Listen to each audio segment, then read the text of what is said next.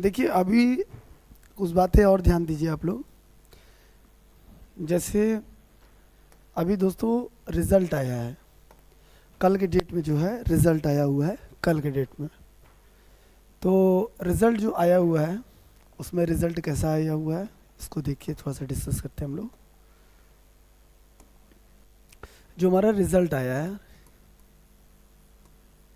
Result दो type का। पहला जो है एक पास हुए हैं और एक फेल हुए हैं। जो लोग पास हुए हैं उनके घर का माहौल कुछ अलग है, जो फेल हैं उनके भी घर का माहौल कुछ अलग है। जो पास हुए हैं वो जो है बहुत अच्छे से घर निकलते होंगे, रिश्तेदारों में फ़ोन करते होंगे, आता होगा फ़ोन, बहुत सारे लोग परेशान भी हैं। और कुछ ऐसे हैं जो टॉपर हैं, टॉपर्स कुछ ऐसे हैं जो टॉप किए हैं। अब मैटर क्या फंसा उसको देखिए। जो टॉप किया है वे 100% में से कितना पाया है, 93% पाया है। वे फिर भी रो रहा है, ये फिर भी क्या कर रहा है, रो रहा है। ये फिर भी जो आंसू बहा रहा है। क्या बहा रहा है, मैं 100 में 100 क्यों नहीं पाया, मैं जो है पूरा पूरा नंबर क्यों पाया, मतलब क्यों नहीं पाया। जरा सोचो कि तुम्हें 100 की उम्मीद है। कुछ लोग ऐसे हैं जो 100 में 100 सोचने क्यों नहीं आया। मतलब यार तुम 93% पाए हो, कुछ कमियां रह गई होगी तो इसलिए आपका 7% कम है। तो ठीक है, अभी 10th क्लास है, 12th में भी आप कर सकते हैं। जो लोग अगर 12th है ग्रेजुएशन में कंप्लीट करिए, यदि पॉसिबल है तो आप पूरा पूरा परसेंटेज पाइए। जो लोग पाए हैं वो अच्छी चीज़ है, वे तो खुश है, उनके घर का माहौल भी खुश है। अब थोड़ा सा एक विशेष बात करते हैं हम लोग इन पे, इनकी, क्योंकि ये जो पास वाले श्रेणी के हैं ना, इनका चर्चा सब होगा, इनका हर जगह उनको माला पहनाया जाएगा, मिठाई खिलाया जाएगा, उनका फोटोग्राफी बनेगा। अभी कुछ कोचिंग इंस्टीट्यूट्स वाले कुछ बढ़िया बढ़िया टॉपर बच्चों को लेंगे, मार्केट से उठाएंगे, स्कूल से उठाएंगे, कोचिंग से उठाएंगे, फ़ोटो खिंचवाएंगे, मार्केट में देंगे कि मैंने बेस्ट रिजल्ट दिया। ये सब तमाम चीज़ें हैं कमाने का। लेकिन भाई मेरा क्या कहना है उसको सोचिए, उसको सुनिएगा ज़रा सा। जो बच्चे फेल हैं, मैं सिर्फ फेल बच्चों की बात कर रहा हूँ, मैं सिर्फ फेल बच्चों की बात कर रहा हूँ, पास वाले बच्चों को बारे में सोचना ही नहीं मुझे। जो बच्चे फेल हैं, यदि आपका एक सब्जेक्ट में आप फेल हैं तो आप कंपार्टमेंट का पेपर दीजिए। पेपर देने की जो तैयारी रहेगी वो सिर्फ NCERT plus RS example, RS का एग्जाम्पल। आप जो भी बच्चे कंपार्टमेंट लगा हुए हैं सिर्फ एनसीईआरटी पढ़ें और प्लस उसके आरएस अग्रवाल के एग्जाम्पल पढ़ें। आप फेल क्यों हुए हैं पता है, आप फेल इसलिए हुए हैं। अल्लाह मैं आपसे रियलिटी बताऊं, जैसे मान लो मैं यूपीएससी की तैयारी कर रहा हूं, मैं यूपीएससी नहीं क्वालिफाइड कर पाया 5 साल से या 4 साल से या 2 साल से, जो भी मुझे लगा हो, ठीक है। मैं एक बात कह रहा हूँ, अपने आप को सपोज किया हूँ कि मैथ के स्टूडेंट हूँ। मान लो मैंने यूपीएससी नहीं किया, मेरे पिताजी ने बहुत अच्छा तैयारी कराया, मैं सब कुछ किया, लेकिन मैं सफल नहीं हो पाया। एक बात कह रहा हूँ, ऐसा कुछ हुआ नहीं मेरे साथ।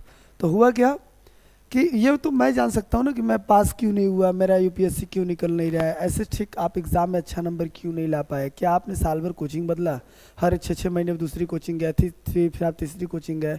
क्या आप उनसे पढ़ते थे, फिर आप मोबाइल ज़्यादा चलाते थे, पढ़ाई अच्छा नहीं किया, रिज़ल्ट अच्छा नहीं है, उसके जिम्मेदार आप स्वतः हैं दोस्त। उसका रिज़ल्ट के जिम्मेदार आप स्वतः हैं कि आपने इतना मेहनत भी किया, उसके साथ साथ मोबाइल में मेहनत किया, उसके साथ साथ चैटिंग में मेहनत किया। यदि वही मेहनत तुम पढ़ाई में किए होते ना तो आज तुम्हारी भी चर्चा कुछ अलग श्रेणी में होती। फिलहाल मैं ये सब चीज़ें ना छोड़ के पहले यहाँ बात कर रहा हूँ।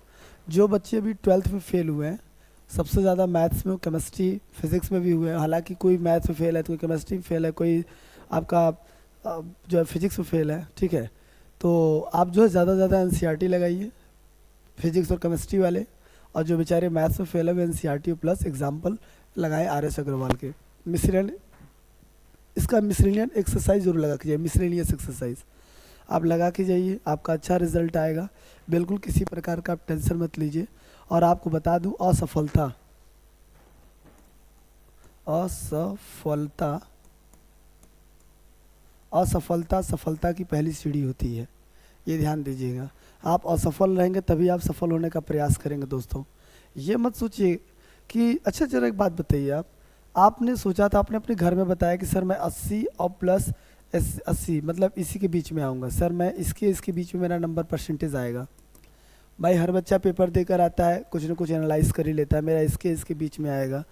चलो सोचो कि आपने बहुत मेहनत किया था, दिन और रात पढ़े थे, तो आपका 80 और 85 का उम्मीद था, लेकिन आपका रिजल्ट आ गया कितना, मान लो 65% आ गया। यार तो ये बताओ ना, 65% में आप बहुत ज़्यादा दुखी हो, मानता हूँ आप दुखी होंगे क्योंकि आपने बहुत मेहनत किया है, फिर भी आपका रिजल्ट अच्छा नहीं आया। तो मैं कहता हूँ फर्स्ट डिवीज़न है, आप उसी में अच्छा करिए, अगले साल और अच्छा तैयारी करिए और बेस्ट करिए। जरा सोचिए कि आप, कोई बच्चा पेपर देकर आया होगा, वे भी अपने घर में बोला होगा 80 और 85 के बीच में सर मेरा रिजल्ट आएगा, और वे बच्चा बहुत मेहनत करके दिया पेपर, उसका रिजल्ट आ गया 55%। चला बताओ ये 55% 65% कहीं इससे बेहतर ये पाया है रिजल्ट, और आपसे ज़्यादा कहीं ख़राब ये रिजल्ट पाया है। तो जब आप सोच रहे हैं, आप रोने लग रहे हैं, अब आप इसमें नहीं सेटिस्फाई हैं, तो बेचारा ये कैसे सेटिस्फाई होगा। बात समझ में आ रहा है। यदि आप 55% पाए, 65% पाए हैं, तो आप अपनी काबिलियत से पाए हैं, आप बिल्कुल अपनी मेहनत से पाए हैं। कभी कभी हो जाता है कि आप एक्यूरेट आंसर नहीं लिख पाए हो सकता है आपका ग्रामेटिकल चीज़ें थोड़ा बहुत मिस्टेक हुई हो, या हो सकता है आप सही स्टेटमेंट ना लिख सके हो, ठीक है, ये सब चीज़ें हो सकती है। वो सब चीज़ों को इम्प्रूव करने के लिए एक छोटी सी हम लोग प्रयास करेंगे, हम सारे टीचर मिलकर अपने अपने बच्चों के साथ, ताकि ऐसा जो है नेक्स्ट ईयर ना हो सके, ठीक है। अभी दूसरी चीज़, बहुत सारे ऐसे ऐसे बच्चे हैं, अभी जैसे मैं पास की श्रेणी में बताऊँ, पास बताया ना, दो टाइप के होते हैं, एक तो 60-70 वाले हैं, और एक हमारे 90 के ऊपर वाले हैं।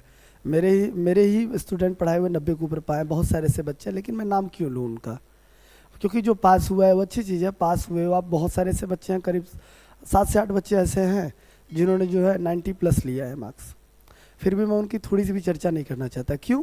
क्योंकि यार उन लोग तो अच्छा नंबर लेके आए, अच्छे नंबर के साथ तो सब रहेगा, लेकिन मैं आपके साथ हूँ। ये जो फेल हुए हैं मैं उनके साथ हूँ, मैं पास वालों के साथ बिल्कुल नहीं हूँ। पास आप अच्छे से हुए, अच्छा नंबर पाए, क्योंकि मैंने आपको पढ़ाया और आपने भी मेरा सपोर्ट किया था।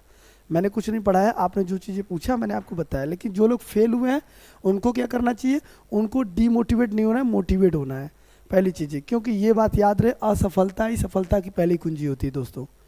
यदि आज आप हार गए, यदि आज आप थक गए, तो फिर समझ लो सबसे ज़्यादा तकलीफ आपके पेरेंट्स को होगा, क्योंकि उन्होंने आपको उम्मीद से पाला है, आपको उम्मीद से, अपने उम्मीद से ज़्यादा उन्होंने अपनी सपना को देखा है कि नहीं, मेरा बेटा आज नहीं कल IAS PCS बनेगा। देख लो ना, 12th फेल मूवी भी है। कौन कहता है कि 12th फेल हो गए आप तो जीवन में कुछ नहीं कर सकते हैं। एक पेपर आपकी फ्यूचर नहीं डिसाइड करेगा मेरे भाई। आप डीमोटिवेट मत रहिए, हमेशा खुश रहिए। और मैंने ऐसे बहुत सारे लोगों को देखा है जिन्होंने 10 भी नहीं पास है, लेकिन आज वो बहुत बड़ा जो है कहाँ से कहाँ स्टार बन गया है।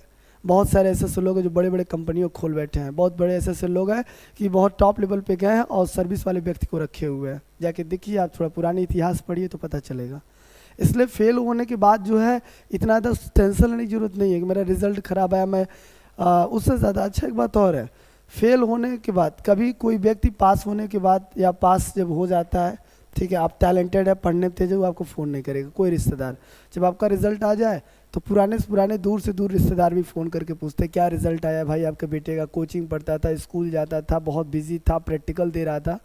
तो तमाम कहानी हो जाएगी, तमाम बातें हो जाएगी, ठीक है। तो उसमें लोग बहुत ज़्यादा याद करते हैं, उसमें नर्वस होने की ज़रूरत नहीं है। आपका रिजल्ट है, आपको काम आएगा। आप अच्छे हैं कि बुरे हैं, आपका रिजल्ट अच्छा आया कि ख़राब आया, आपके पेरेंट्स को काम आएंगे और आपको रिजल्ट आपका काम आएगा, ठीक है।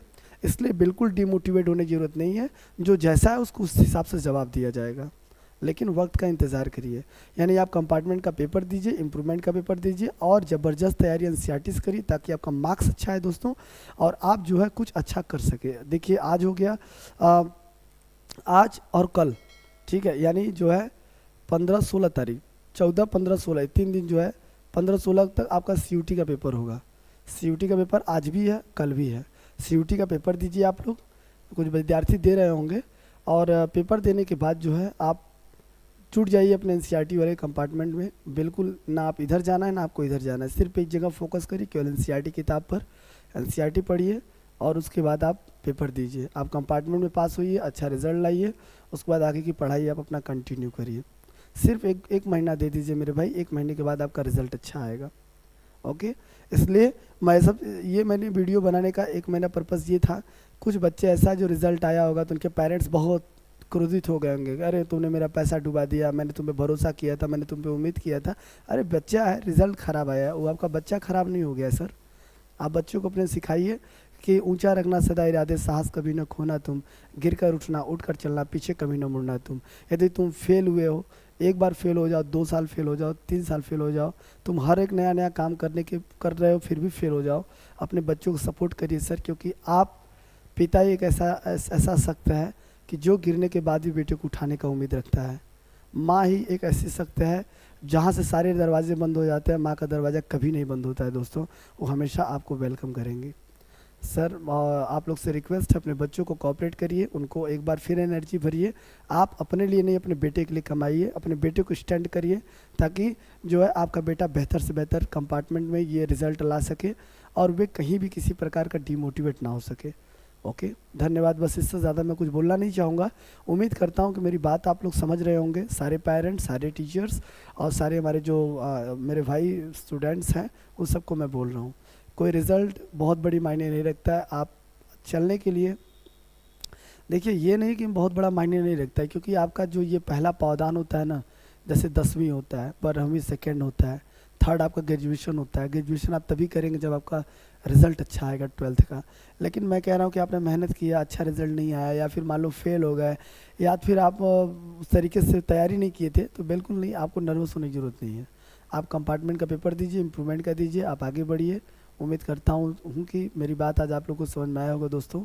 बिल्कुल डीमोटिवेट होने की ज़रूरत नहीं है। आपका रिजल्ट है, आप हंसते हुए बाहर निकलिए और लोगों से जो है बात करिए, आँख से आँख मिला के कि मेरा कंपार्टमेंट आया, मैं पेपर दूंगा, पास होऊंगा, और वक्त दीजिए उस पर। धन्यवाद। आप लोग अपना ध्यान दीजिएगा दोस्तों, फिर मुलाकात करते हैं। Thank you so much.